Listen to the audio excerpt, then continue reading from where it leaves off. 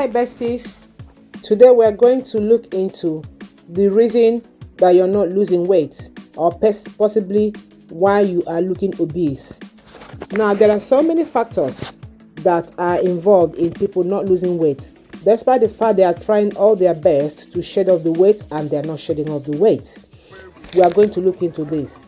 Please sit down comfortably and watch this video and listen to most of the reasons why you're not losing weight.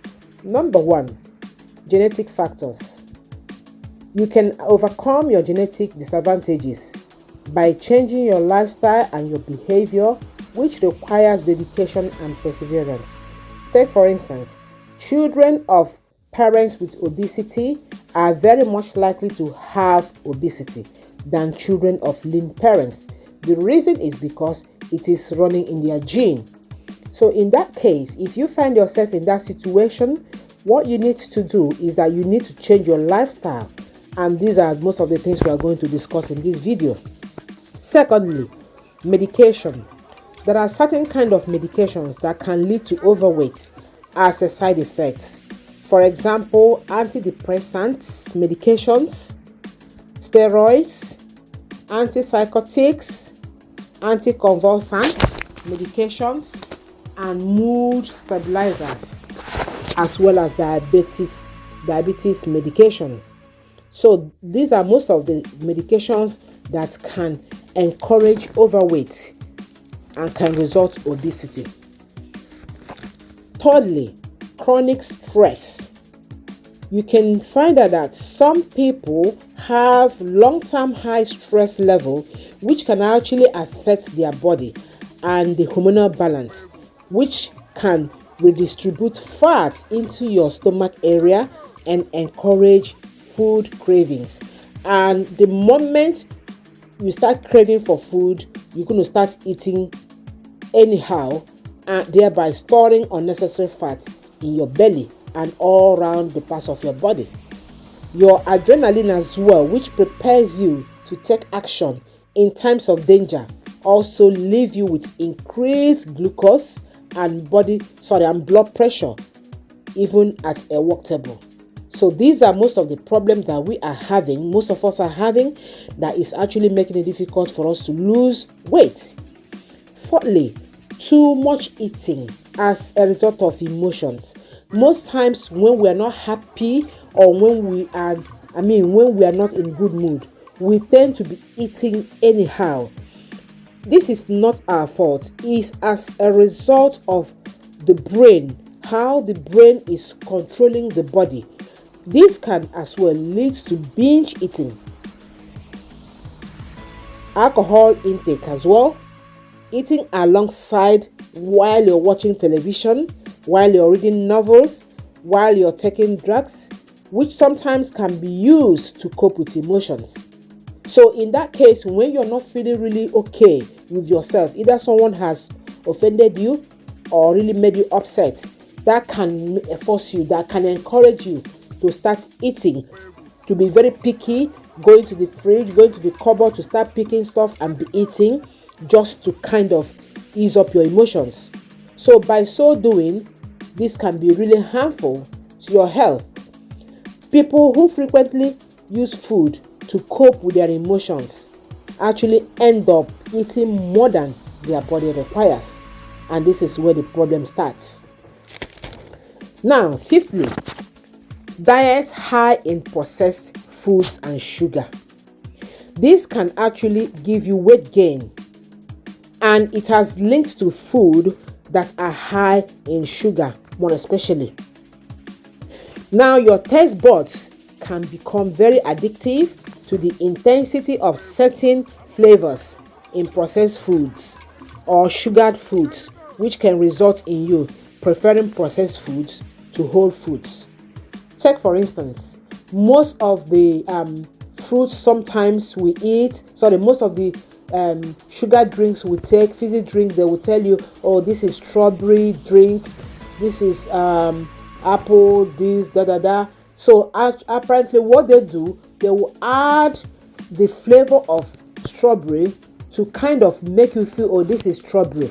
And So many of the ingredients they add to those drinks will actually make you to be very addictive of such drink, just like it is in other processed food as well.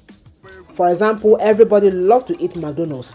The moment you get nearer to McDonald's shop, you're smelling the food. That aroma that you smell will actually encourage you to want to go to buy some of the McDonald's food. So these are the things.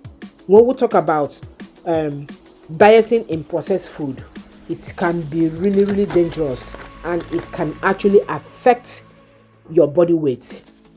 Then another one is surplus food. When there's too much food available to eat, it's a problem.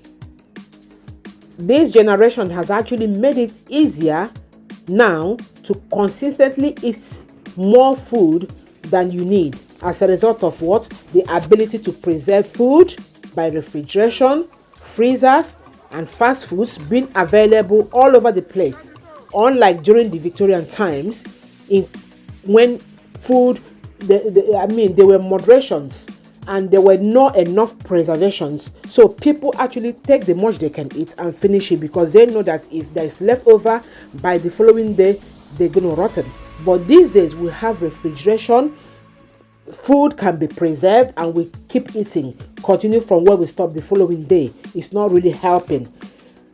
Again, people tend to eat more food than they need, and obesity rates are becoming higher. Then another reason is conflicting informations. People are being given too many informations, and they are really confused on the information to trust, on how to and how not to approach weight and health.